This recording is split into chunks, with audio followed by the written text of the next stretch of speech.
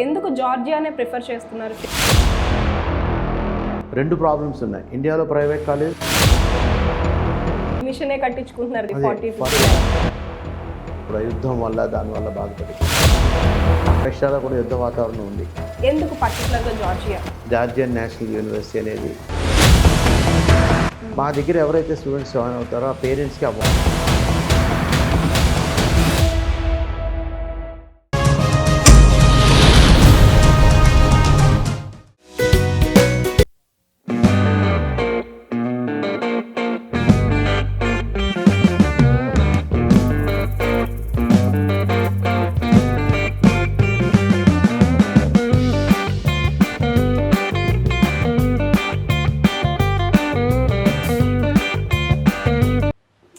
Doctor అవ్వాలనేది చాలామంది కళ.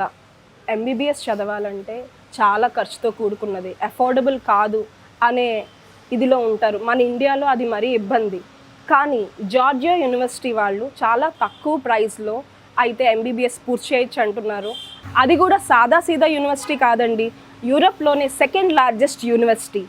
And మీరు చూసుకుంటే 450+ crores infrastructure, medical education infrastructure ఉన్న యూనివర్సిటీ. అండ్ ఈ జార్జియా యూనివర్సిటీ అడ్మిషన్ ఎవరికి కావాలన్నా సరే ఇదే మెయిన్ ఆఫీస్ అండి. కంప్లీట్గా ఎవరైనా ఈవెన్ ఏజెంట్స్ అయినా సరే ఇక్కడికి వచ్చి అడ్మిషన్ తీసుకోవడం జరుగుతుంది. Office details and Georgia university details గురించి మనతో చెప్పడానికి వివేకానంద మూర్తి గారు ఉన్నారు. ఆయనతో మనం మాట్లాడదాం, కంప్లీట్ డీటెయిల్స్ తెలుసుకుందాం, ప్రతి ఒక్కరికి ఎంబీబీఎస్ విద్యని అందుబాటులోకి తీసుకొద్దాం. నమస్తే వివేకానంద మూర్తి గారు. నమస్కారం అమ్మా. చాలామందికి ఎంబీబీఎస్ కలండి. మీరు Georgia national university Andhra Pradesh admissions head. అవునండి. మీరు ఈ యూనివర్సిటీ గురించి ఏం చెప్తారు? జార్జియా నేషనల్ యూనివర్సిటీ అనేది యూరోప్లోనే one of the largest universities. Georgia అనే దేశం యూరోప్లో ఉంది. అది కన్ఫ్యూజన్ ఉంటుంది కొంతమందికి, ఏషియానా యూరోప్ అనేది. దీన్ని గేట్వే ఆఫ్ యూరోప్ అంటారు, యూరోపియన్ కంట్రీ. ఓకే.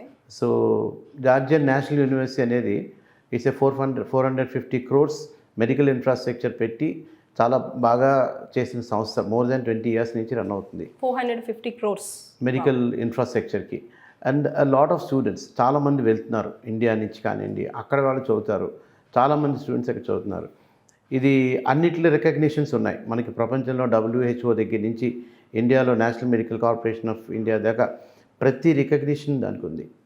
అక్కడ చదివిన ప్రతి వాళ్ళు సక్సెస్ఫుల్గా మళ్ళీ ఎండీ చేయడం, ఎంబీబీఎస్ తర్వాత మనకి సెకండ్ పోస్ట్ గ్రాడ్యుయేట్ ఉంటుంది కదా, పీజీ చేయడం, సక్సెస్ఫుల్గా చేయడం జరుగుతున్నారు. ఇక్కడ జార్జియా నేషనల్ యూనివర్సిటీ తాలూకా ఆఫీస్ ఇది. సో అంచేత దెర్ ఇస్ నో హెరాఫేరీ, ఇంకా రెండో రకమే ఉండదు. డైరెక్ట్గా స్టూడెంట్ యూనివర్సిటీకి వెళ్ళడం, యూనివర్సిటీలో చదువుకోవడం. హాస్టల్స్ ఉన్నాయి, without any mediation, without any agents or anybody. ఎవరున్నా సరే వాళ్ళు అప్లికేషన్ తీసుకుని ఇక్కడికి రావాల్సింది, ఇక్కడి నుంచి వెళ్ళాల్సిందే. So we are avoiding that middle man తాలూకా అన్నీ అవాయిడ్ చేయడానికి ప్రయత్నిస్తున్నాం. యాక్చువల్గా మీరు ఎందుకు జార్జియానే ప్రిఫర్ చేస్తున్నారు? ఫిలిప్పీన్స్ వెళ్తున్నారు, కజకిస్తాన్ వెళ్తున్నారు, రష్యా వెళ్తున్నారు, ఎందుకు పర్టికులర్గా జార్జియా? మన దేశంలో 23 లక్షల నుంచి 24 లక్షల మంది దాకా నీట్ రాస్తున్నారు. అందులో 1 లక్ష మందికి మెడికల్ కాలేజ్ ఇవ్వడానికి కూడా మన దగ్గర ఉందో లేదో తెలియదు.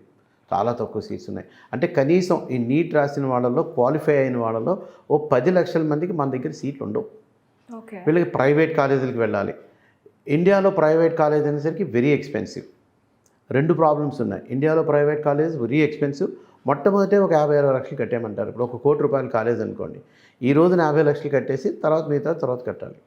అంటే initially lot of money dump చేయాలి ఇండియాలో చదవాలంటే. అది చాలామందికి సాధ్యపడే విషయం కాదు.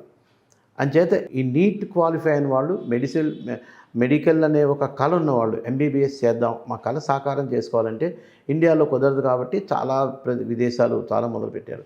ఒక చైనా, ఒక ఫిలిప్పైన్స్, ఒక ఉక్రెయిన్, ఒక రష్యా, ఒక కజకిస్తాన్, ఒక జార్జియా, ఒక హంగరీ, ఒక పోలాండ్, చాలా కంట్రీస్లో చేస్తున్నారు. ఈ కంట్రీస్లో మొన్నటి దాకా ఉక్రెయిన్ వెళ్ళిన వాళ్ళందరూ కూడా ఉక్రెయిన్ వదిలేసేసారు. ఇప్పుడు ఆ యుద్ధం వల్ల దానివల్ల బాధపడి. ఆ ఉక్రెయిన్ చుట్టుపక్కల రష్యాలో కూడా యుద్ధ వాతావరణం ఉంది, తగ్గింది ఆ కంట్రీస్కి వెళ్ళేవాళ్ళు. ఈ లాస్ట్ 1 or 2 yearsలో మన నీట్ ఎగ్జామినేషన్స్ కానివ్వండి, మన FMGE అని ఒకటి ఉంటుంది, ఫారెన్ మెడికల్ గ్రాడ్యుయేట్ ఎగ్జామినేషన్, చాలా పెను మార్పులు చేసింది మెడికల్ కార్పొరేషన్ ఆఫ్ ఇండియా. ఈ మార్పుల ప్రకారం రికగ్నైజ్ అయిన కాలేజీలకు మాత్రమే వెళ్ళాలి. అంచేత ఇప్పుడు ఫిలిప్పైన్స్లో కానీ మిగతా కంట్రీస్లో చాలా కాలేజెస్కి రికగ్నిషన్ ఉండదు. అక్కడికి మీరు వెళ్ళారంటే మళ్ళీ ఇక్కడికి వచ్చి నెక్స్ట్ రాసి ఇక్కడ ఏం చేయలేరు, ప్రాక్టీస్ చేయలేరు. సో ఇట్లా రికగ్నైజ్ అయిన కాలేజ్ సంఖ్య బాగా తగ్గింది ఈ సంవత్సరం. ఈ జార్జియాలో ఇవి చాలా ఎక్కువ ఉన్నాయి. ఒకటి one of the Georgian national university, ఇంకా చాలా ఉన్నాయి కొన్ని యూనివర్సిటీస్. ఇది one of the best. So అంచేత జార్జియాలో కూడా ఎడ్యుకేషన్ అనేది మొత్తం 20-25 lakhsలో ట్యూషన్ ఫీజు అయిపోతే 10 to 15 lakhsలో అక్కడ లివింగ్ ఎక్స్పెండిచరు, హాస్టల్స్, ఫుడ్ ఇవన్నీ కలిపి అయిపోతాయి.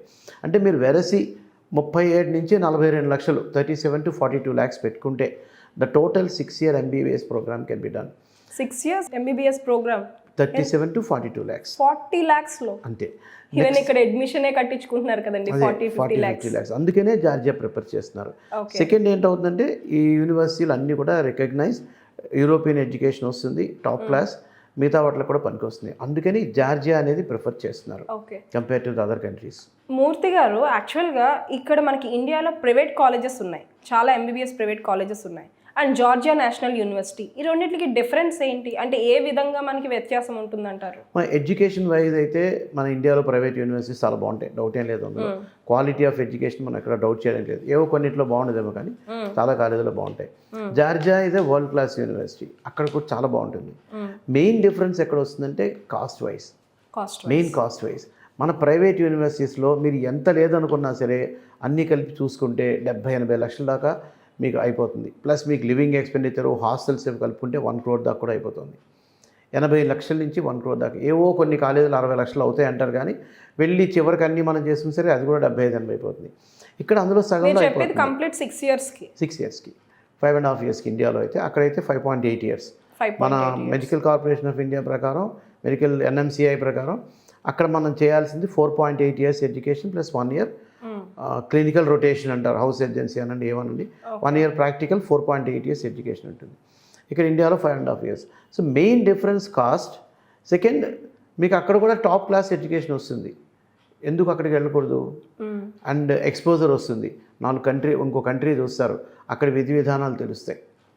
So obviously exactly sir. But మీరు చెప్పింది ఓన్లీ ఫీ స్ట్రక్చర్ చెప్తున్నారా? అంటే చాలామంది ఇప్పుడు మనం ఇక్కడైతే మన ఓన్ హౌసెస్లో ఉంటాం, లేకపోతే పక్కన ఎవరైనా తెలిసిన వాళ్ళ దగ్గర ఉండడానికి ఛాన్సెస్ ఉంటాయి. హాస్టల్స్ కూడా చాలా అవైలబుల్గా మనకు తెలిసిన కల్చర్లో ఉంటాం. బట్ జార్జియాలో మనకు తెలియని కల్చర్, హాస్టల్ ఎలా ఉంటుందో తెలియదు, ఫుడ్ ఎలా ఉంటుందో తెలియదు.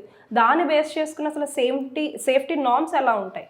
ఈ జార్జియా నేషనల్ యూనివర్సిటీ అనేది మేము మొత్తం ఒక గ్రూప్ అమ్మ, ఆత్మీయ గ్రూపు, ఇన్విక్టా గ్రూప్ అని చెప్పి మేము అందరం కలిసి రన్ చేస్తున్నాం. మా ఓన్ హాస్టల్స్ మాకు ఉన్నాయి. అక్కడ ఓన్ హాస్టల్స్ 7 హాస్టల్స్ ఉన్నాయి. ఓకే. అండ్ ఇవి జార్జియన్ నేషనల్ యూనివర్సిటీ హాస్టల్సే. సో అక్కడ ఇండియన్ ఫుడ్ దొరుకుతుంది, కంప్లీట్గా ఇండియన్ ఫుడ్ దొరుకుతుంది. మన ప్రతి హాస్టల్కి ఒక వార్డెన్ ఉంటారు. మా దగ్గర ఎవరైతే స్టూడెంట్స్ జాయిన్ అవుతారో ఆ పేరెంట్స్కి ఆ వార్డెన్ నెంబర్ ఇస్తాం. They can talk daily almost. And lot of Indian students are going every year. 500, 1000, 800 ఈ ఏడాది చాలా ఎక్స్పెక్ట్ చేస్తున్నాం. సో ఇంతమంది ఇండియన్ స్టూడెంట్స్ వెళ్ళినప్పుడు మీకు ఆ హోమ్ సిక్నెస్ కానీ ఎవరు లేరనే ఫీలింగ్ కానీ రాదు.